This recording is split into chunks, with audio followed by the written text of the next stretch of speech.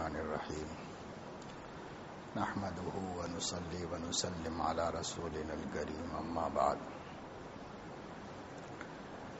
قال الله تبارك وتعالى أينما تكونوا يدرككم الموت ولو كنتم في بروج مشيدة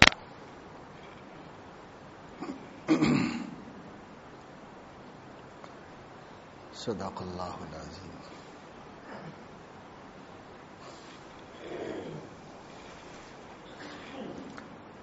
کچھ دن قبل اسلامی تقویم کے اعتبار سے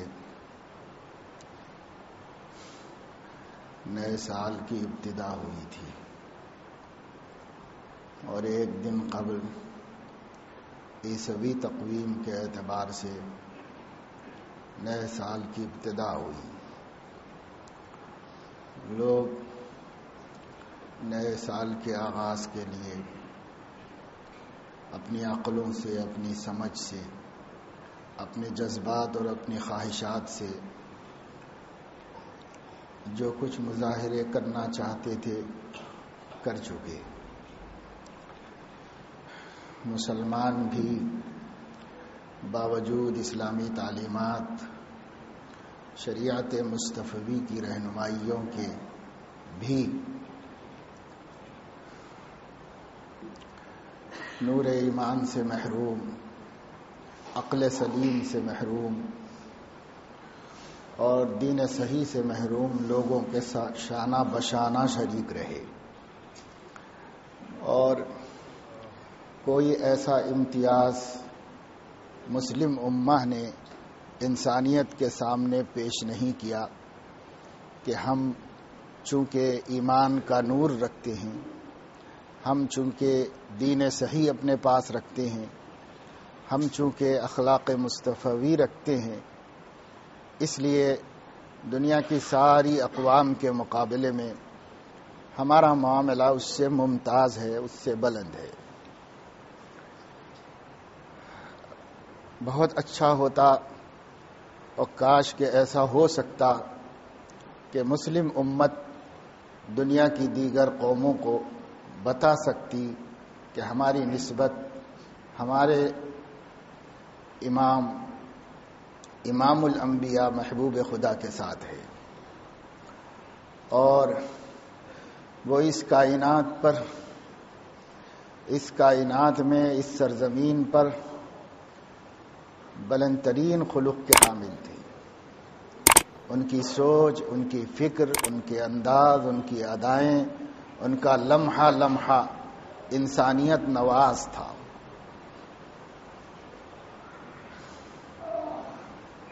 شرافت اور طہارت لیے ہوئے تھا۔ اس پاک باز ہستی کے ساتھ ہماری نسبت ہونے کی وجہ سے ہم کسی درجے میں صحیح دنیا کی بے لگام اقوام سے ممتاز ہیں، لیکن بندہ جب خواہشات کا پیرو ہو جاتا ہے اور نفس اس کا امام بن جاتا ہے، اسے اپنے من کی بات ماننا اپنے رب اور اپنے نبی کی بات ماننے سے زیادہ اچھا لگتا ہے، تو پھر اس وقت میں دنیا کا کوئی رہنما اس کی رہنمائی نہیں کر سکتا، دنیا کا کوئی ہادی اس کو ہدایت نہیں دے سکتا۔ ایک طرح اس کے دل پر مہر لگ جاتی ہے۔ وہ مہر کون توڑ دے گا؟ من یضلل اللہ فلا ہادی لہ، جس کو اللہ گمراہ کر دے اسے کوئی ہدایت نہیں دے سکتا۔ انک لا تہدی من احببت، اے نبی صلی اللہ علیہ وسلم، آپ بھی چاہیں کسی کی ہدایت اور اللہ نہ چاہے تو آپ اس کو ہدایت نہیں دے سکتے۔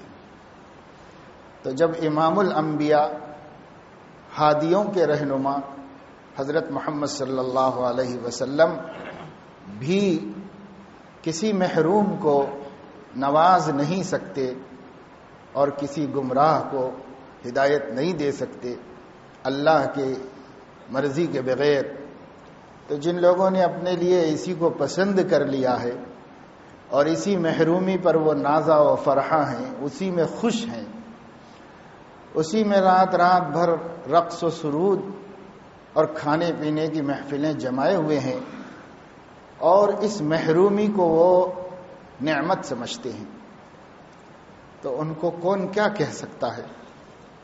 ان پر تو سوائے ترس کھانے اور ملت کے ایسے نوجوانوں، بیٹوں اور بیٹیوں پر خدا کے سامنے آنسو گرانے، رونے اور مانگنے کے علاوہ اور کچھ بھی نہیں کیا جا سکتا۔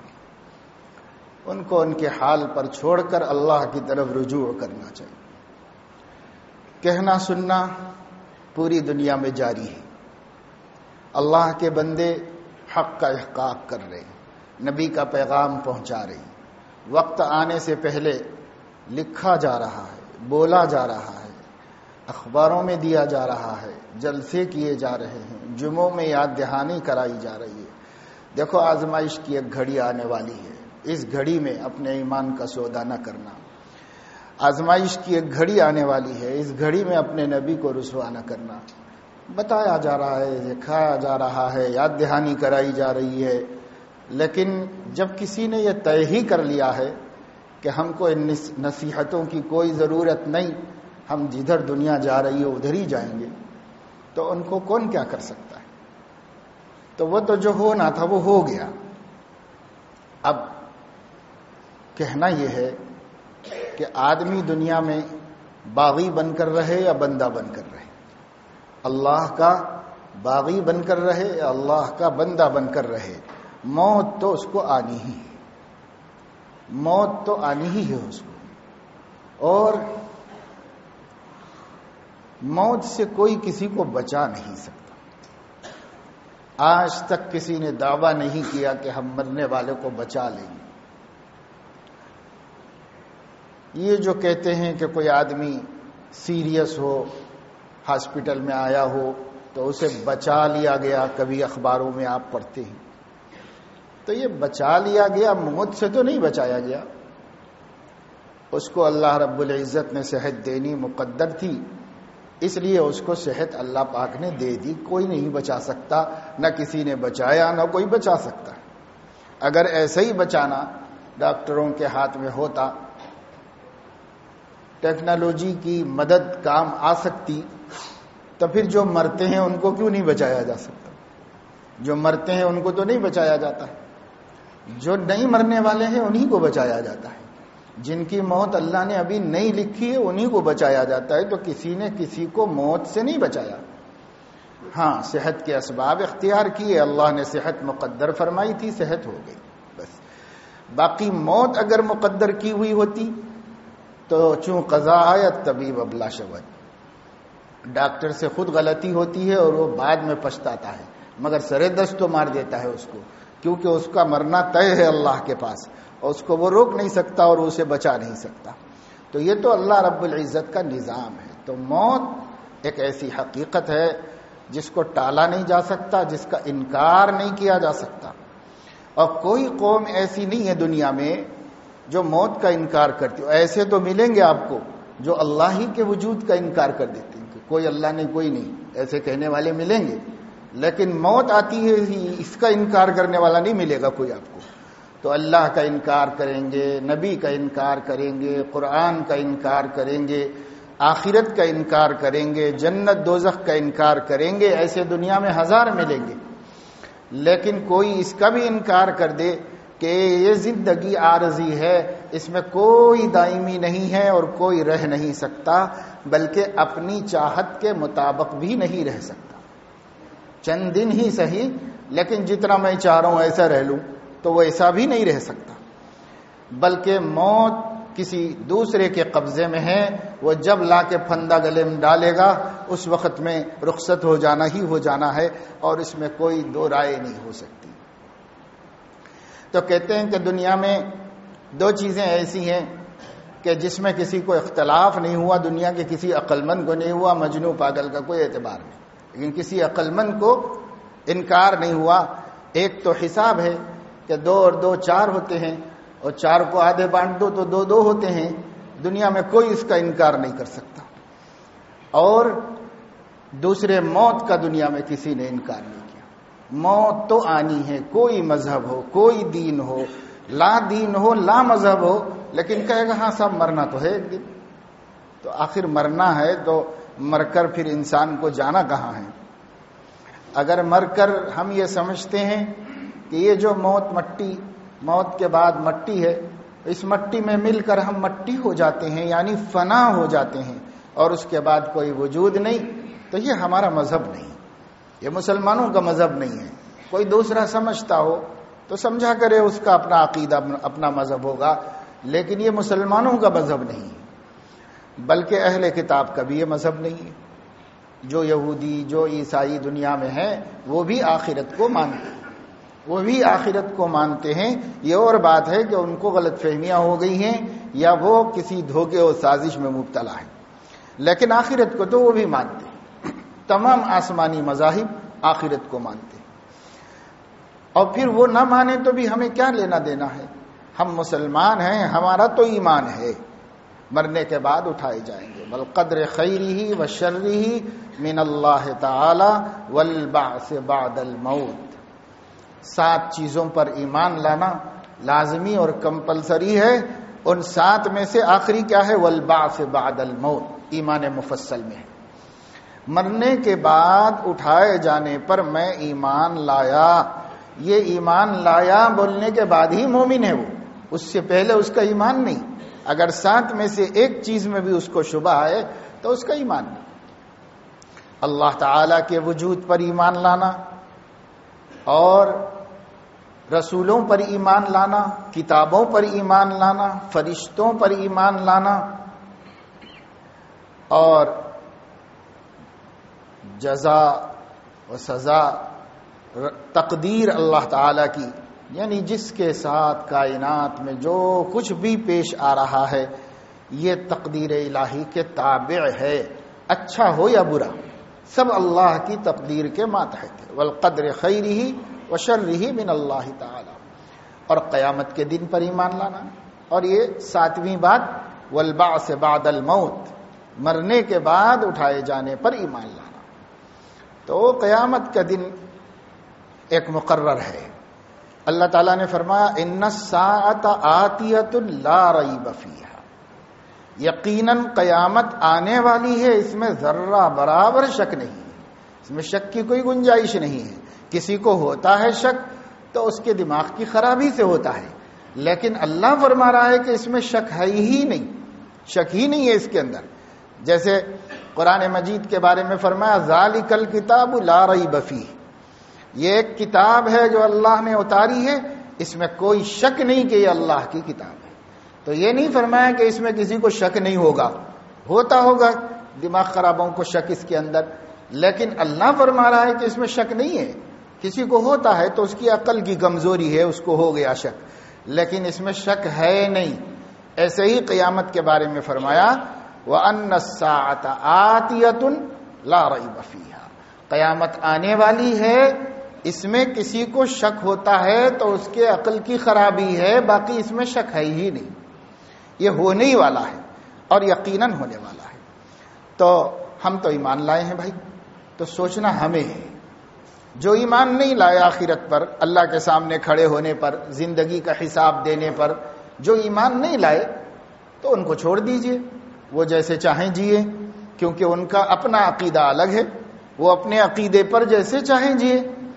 لیکن آپ ہم تو وہ ہیں جو ایمان لائے ہیں 7 باتوں پر، اور آخرت میں اللہ کے سامنے کھڑے ہونے پر، زندگی بھر کے کیے درے کا حساب دینے پر.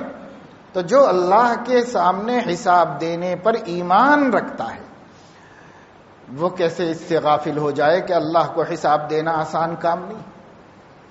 اللہ کو حساب دینا آسان کام نہیں. موج مستی تو کر لی، اب مرنا ہے کہ نہیں مرنا ہے؟ اور جب مرنا ہے تو خدا کے حضور کھڑے ہونا ہے کہ نہیں کھڑے ہونا ہے؟ کھڑے ہونا ہے. اور اللہ ہم سے پوچھے کہ میں نے اس زندگی کا تمہیں حکم نہیں دیا تھا، میں نے تو ایک نمونہ بھیجا تھا، اور اس نمونے کے مطابق زندگی گزار کے آنے کا حکم دیا تھا، تو کیا تم کو میرا بھیجا ہوا دنیا کا سب سے عالی نمونہ حضرت محمد صلی اللہ علیہ وسلم کا اسوہ حسنہ وہ تمہیں اچھا نہیں لگا تھا؟ اور اس سے بھی اچھا کسی دوسرے کا کلچر لگا تھا، اور ان سے بھی اچھا کسی دوسرے کی تہذیب محسوس ہوئی تھی کہ نہیں بھائی یہ تہذیب اسلامی میں یہ اچھا نہیں لگتا مجھے، اور یہ جو ہے تہذیب مغربی میں یہ بہت اچھا ہے، اور یہ مجھے صحابہ کی زندگی میں بات بہت بری لگتی ہے کہ انہوں نے ایسی زندگی گزاری ہے، اور یہ جو یورپ کے لوگ جی رہے ہیں یہ مجھے بہت اچھی لگتی ہے۔ تو کیا اس کے بعد بھی ایمان باقی رہے گا مسلمان کا؟ اس کے بعد کوئی ایمان نہیں۔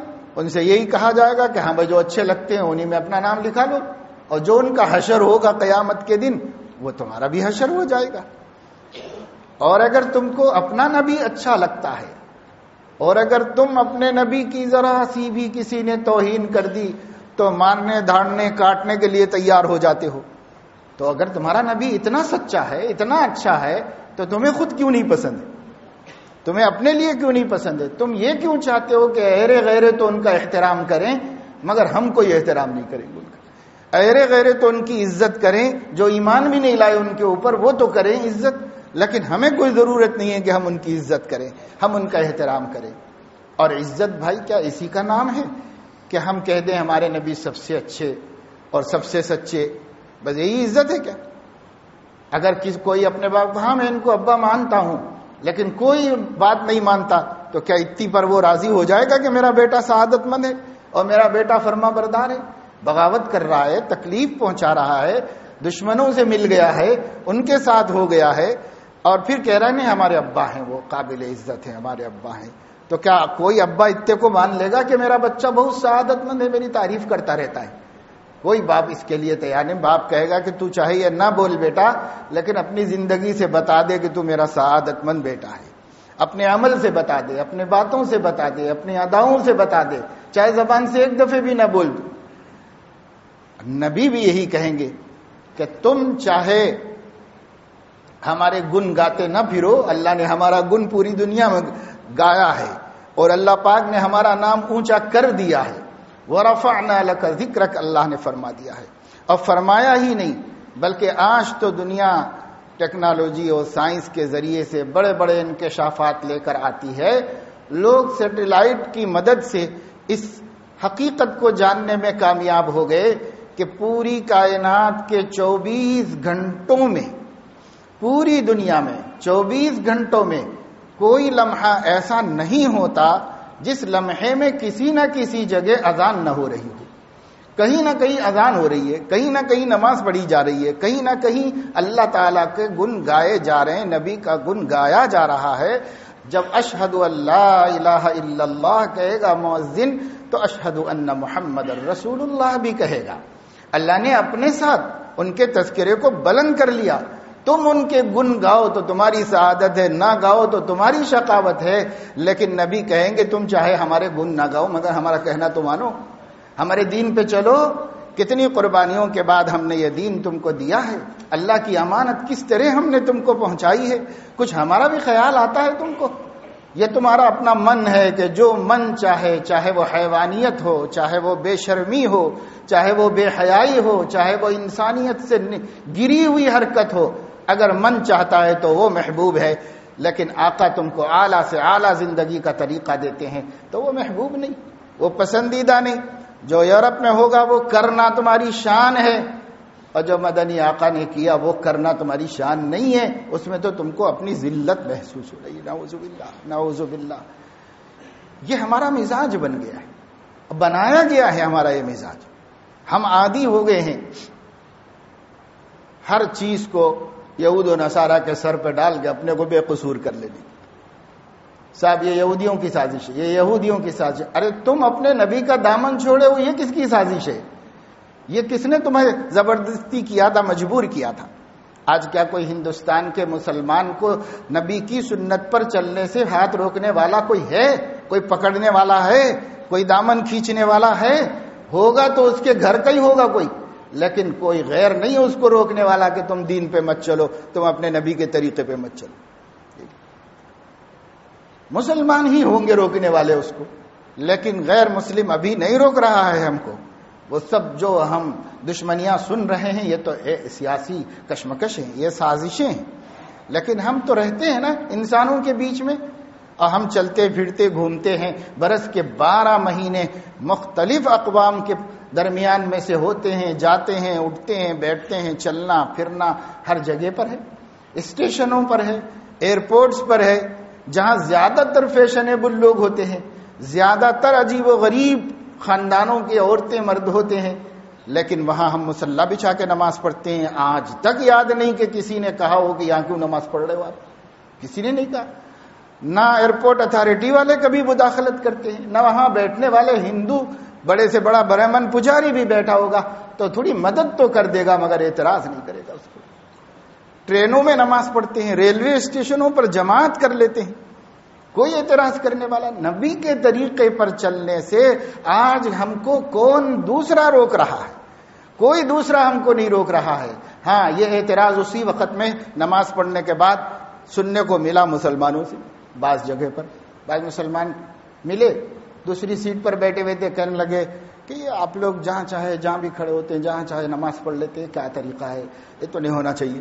تو مسلمان سے تو سننے کو ملا، لیکن کسی غیر مسلم سے سننے کو نہیں ملا، کیونکہ غیر مسلم اور عزت کرتا ہے جب کسی آدمی کو عبادت میں مذہب میں لگا ہوا دیکھتا ہے تو اور زیادہ عزت کرتا ہے اس کو۔ ایسے ایسے لوگ جن کی صورت دیکھ کر ہمیں ڈر ہوا تھا کہ ان کو شاید ہم سے سب سے زیادہ دشمنی ہوگی، لیکن ایک دفعہ میں ٹرین میں نماز پڑھ رہا تھا، ایک اور مولانا صاحب تھے، پڑھ نہیں رہے تھے، ہم پڑھنے کے لیے جگہ ادھر ادھر سمجھ رہے تھے کہ بھئی کہاں پڑھ لیں، تو وہ میاں بیوی کھانا کھا رہے تھے، دونوں پجاری تھے، سر سے پیر تک مذہبی رنگ میں رنگے ہوئے تھے، مذہبی لباس میں تھے، اور ان کی صورتیں دیکھ کے ذرا ہم کو زیادہ ڈر لگ رہا تھا، لیکن اس نے تھوڑی سی ہماری حرکت کو دیکھ کے خود سے محسوس کیا، اس نے کہا کہ آپ نماز کرنا چاہتے ہیں تو میری سیٹ پہ کر لیجئے اوپر۔ تو ہم نے کہا کہ نہیں، ہم کہیں کھڑے ہو کے پڑھنا چاہتے ہیں۔ تو کہا ہم یہاں پڑھ لیجئے۔ تو دونوں بیوی ایک طرف شوہر ایک طرف کھڑے کے لوگوں کو روکتے رہے جب تک ہم نماز لے۔ وہ تو وہ ہیں جن کو ہم ہر بات ان کے سر پہ ڈال دیتے ہیں، اپنی ہر بے دینی کا ان کے سر پہ ڈال دیتے ہیں، لیکن خود ہمارا اجے ہم نہیں چاہتے تو ہی اگر نہ چاہے تو باتیں ہزار ہیں۔ یہ سب ہماری اپنی کمزوریاں ہیں۔ ہم دین پر چلنا چاہیں تو اس وقت کوئی طاقت ہم کو دین سے روک نہیں سکتی۔ لوگ آج میزائلوں کے سائے میں نماز فرض ادا کر رہے ہیں، سنتیں پڑھ رہے ہیں، جن کو توفیق مل رہی ہے پڑھ رہے ہیں، ان کو کیا ہے، پابند ہیں۔ لوگ جیلوں میں نماز کے پابند ہیں، ایک رمضان میں ایک روزہ نہیں چھوڑا، ایک تراویح نہیں چھوڑی، سنتوں کے مطابق زندگی گزار رہے، قرآن کی تلاوت کر رہے، اللہ کا ذکر کر رہے۔ کرنے والا کہاں نہیں کر رہا ہے؟ کرنے والا ہر جگہ کر رہا ہے۔ آفسوں میں لوگ کر رہے ہیں اور کمپنیوں میں کر رہے ہیں، کوئی رستہ نکال لیتے ہیں، کوئی رستہ نکال لیتے ہیں۔ یہاں پر ایک بڑی آفس ہے حیدرآباد میں، اس کے قریب میں مسجد بنی ہوئی ہے، تو جگہ میں آفس کی جگہ میں ہی تھی حدود کے اندر، لیکن اب باہر بنی ہوئی ہے، سب لوگ پڑھ سکتے ہیں اس کے اندر نماز۔ اس مسجد کے بننے اور ابتدا ہونے کا سبب ایک نمازی ہو گیا۔ بہت تیز بارش ہو رہی تھی، جو بڑا اعلیٰ آفیسر تھا ان کے دفتر کا، اس نے ان کو طلب کیا کسی کام سے۔ وہ آئے تو بھیگے ہوئے تھے، کپڑے ان کے سب بھیگے ہوئے تھے۔ اس نے پوچھا کہ کہاں چلے گئے تھے آپ، کیسے بھیگ گئے؟ تو کہنے لگے بھائی نماز پڑھ رہا تھا، بارش شروع ہو گئی، بھیگ گیا۔ بولے نماز کہاں پڑھ رہے تھے آپ؟ تو کہا وہاں باہر میدان میں ایک درخت ہے اس کے نیچے پڑھ لیتا ہوں جا کر کے نماز۔ تو کہا کہ بھائی نماز پڑھنا اتنا ضروری ہے؟ بھائی ضروری تو ہے، وقت چلا جاتا ہے تو پھر بہت بڑا گناہ ہے ہمارے پاس، اس لیے نماز پڑھنا بہت ضروری ہے، تو پڑھ لیتے ہیں جا کر کے۔ تو یہاں کوئی انتظام؟ کہا کوئی انتظام نہیں صاحب، وہاں پڑھتا ہوں تو ان کو شکایت ہوتی ہے، وہاں پڑھتا ہوں تو اس لیے میں نے سوچا بھائی باہر جاؤ، کسی کو تکلیف نہیں، اپنا درخت کے نیچے پڑھ لو، اللہ کی عبادت ہے زمین پر کہیں بھی ہوگی۔ جعلت لی الارض مسجدا وطہورا، ہمارے نبی نے فرمایا کہ اللہ نے مجھے جو خصوصیات دی ہیں، ان خصوصیات میں ایک خصوصیت یہ ہے میری امت کے لیے پوری زمین کو اللہ نے سجدہ گاہ بنا دیا ہے، کہیں بھی نماز پڑھ سکتے ہیں بشرطے کہ ناپاکی نظر نہ آ رہی ہو، وہاں پر بس کہیں بھی پڑھ سکتے ہیں۔ تو اس کو بڑا رحم آیا. اس نے کہا کہ بھئی ایسے کتنے لوگ ہیں؟ کہا اور 2-4 ساتھی ہیں ہمارے, وہ پابندی کرتے ہیں. کہ تو سب مسلمان تو نہیں کرتے. کہا نہیں کرتے, کیا کریں ہم, لیکن ہے تو یہی حکم, جس کو کرنا ہے وہ کرتے ہیں. تب اس نے کہا کہ اچھی بات ہے, جب تک میں یہاں موجود ہوں اپنے عہدے کے زمانے میں کسی وقت بھی مسجد کے لیے جگہ اس میں نکالوں گا اور آپ لوگوں کے لیے الاٹ کروں گا, آپ وہاں پر سایہ ویا بنا لو طریقے سے, پھر اس میں نماز پڑھ لیا کرو. بس ایک شخص کی نماز کی پابندی سے مسجد بن گئی, اور بنا کے دینے والا ایک سرکاری عہدیدار ہے غیر مسلم. اس نے پھر جگہ الاٹ کی, آج مسجد بنی ہوئی ہے رم منزل کے بازو میں, اور اب اچھی خاصی بن گئی ہے, پکی بھی ہو گئی ہے اب تو. اس وقت صرف شیڈ ڈال لیا تھا ان لوگوں نے, سب دفتر کے لوگوں نے پیسہ خرچ کر. اب سوچئے کہ ایک آدمی کرتا ہے, اللہ کی مددیں آتی ہیں, نصرتیں آتی ہیں. اور میں نے ایک دو نہیں کئی ثقہ اور معتبر لوگوں کی زبان سے سنا کہ پہلی دفعہ امریکہ کے اندر اسلام کی دعوت کو لے کر اور دین کے پیغام کو لے کر جو اللہ کے بندے گئے تھے, ان کو کہیں عبادت کرنے کی جگہ نہیں, کہیں ٹھہرنے کی جگہ نہیں. جن فٹ پاتھوں پر انہوں نے نمازیں پڑھی تھیں اور جن پارکوں میں انہوں نے نمازیں پڑھی تھیں, آج ہر جگہ اللہ نے مسجدیں بنوا دی. اللہ نے ہر جگہ مسجدیں بنا دی. یہ اللہ تعالیٰ کا معاملہ ہے. چائنا میں جو لوگ دین کی دعوت لے کر گئے تھے آزادی کے بعد, آج اللہ تعالیٰ نے ان محنتوں اور ان کوششوں اور کاوشوں کے بدلے میں مسلمانوں میں اسلامی شعور بیدار کیا, اور بہت سے ایسے لوگ ہیں جو ہم سے کہیں زیادہ پابند ہیں اور بڑی بڑی مشکلات کے بیچ میں پابندی کر رہے ہیں. اصل میں ہم کو عیش و عشرت نے اللہ سے غافل کر دیا. وقت پر کھانا ملتا ہے. مولانا روم رحمۃ اللہ علیہ فرماتے ہیں فساد گندم خوردنست, پیٹ بھر روٹی ملنے کا فساد ہے یہ سارا کہ خدا کے باغی بن گئے. اللہ تعالیٰ کے ہم باغی بنے ہوئے, اس لیے باغی بن کر رہیں یا بندہ بن کر رہیں, موت آئے گی اور حساب دینا ہے. بس تو ہم خود طے کر لیں کہ کیا ہم اللہ کو حساب دینے کے موقف میں ہیں؟ کیا ہم اللہ کے سامنے کھڑے ہو کر اس کی کھود کرید, اس کے پوچھنے اور اس کے سوالات کا ہم جواب دے سکیں گے؟ نہیں دے سکیں گے. اس لیے عافیت اس میں ہے کہ بندے بن کر رہنے کو باغی بن کر رہنے پر ترجیح دیں. بندے بنیں, بندگی کی شان میں جو قصور ہوتے ہیں اللہ اس کو خود ہی معاف کرتا چلا جاتا ہے, لیکن باغیوں کی شان میں جو اللہ تعالیٰ کی نافرمانی ہوتی ہے اللہ تعالیٰ اس کو نظر انداز نہیں فرماتا.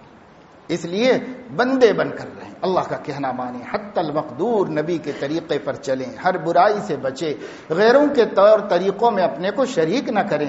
ان کی مرضی ہے وہ جو چاہیں کریں, لیکن ہم اپنے کو شریک نہ کریں اس کے اندر. اور ایسے بے حیائی کی جگہوں پر جہاں انسانیت و شرافت شرمندہ ہو وہاں پر اپنے آپ کو نہ لے جائیں, نہ پہنچائیں.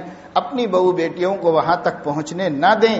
اپنے بچوں کی حفاظت کریں, انہیں سمجھائیں, تربیت کریں, اسلام کی اہمیت بتائیں, نبی کی اہمیت بتائیں, اور نبی کے رستے پر چلنے میں دونوں جہاں کے فوز و فلاح کی حقیقت ان کے سامنے رکھیں. اگر ہم ایسا کریں گے تو انشاءاللہ اس گئے گزرے زمانے میں بھی ہمارے لیے رستے کھلیں گے. اور جو مایوسیاں سامنے ہیں ہمارا فیوچر اندھیرا ہے, ہمارا مستقبل اس وقت بہت خوفناک ہے. جہاں تک ہمیں پہنچا دیا گیا ہے اور جس طرف لے جایا جا رہا ہے دھیرے دھیرے, میں نہیں سمجھتا کہ کوئی صاحب سمجھ اس سے بے خبر ہوگا. لیکن اگر ہم نے طے کر لیا کہ کچھ ہو جائے جان پہ کھیلیں گے مگر اپنے نبی کا اسوہ اور ان کا طریقہ نہیں چھوڑیں گے. اگر سب لوگ نہیں اکثر لوگ بھی یہ طے کر لے تو اللہ تبارک و تعالی شانہ اس مایوسی میں سے آس کو نکالے گا, اس اندھیرے میں سے سورج امید کا طلوع کرے گا, اور اللہ پاک دکھا دے گا دنیا کو کہ میرا وعدہ جھوٹا نہیں, میرا وعدہ سچا ہے. اس لیے قرآن مجید کے اندر فرمایا فمن اوفا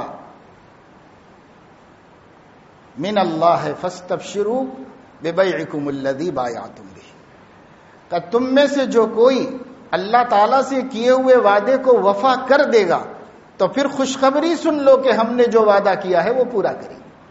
اللہ نے اس کا اعلان کیا ہے تو ہم وفا کر کے بتا دیں, اللہ بھی وفا کر کے بتا دے گا. اس کی وفا ہماری وفا پر موقوف ہے.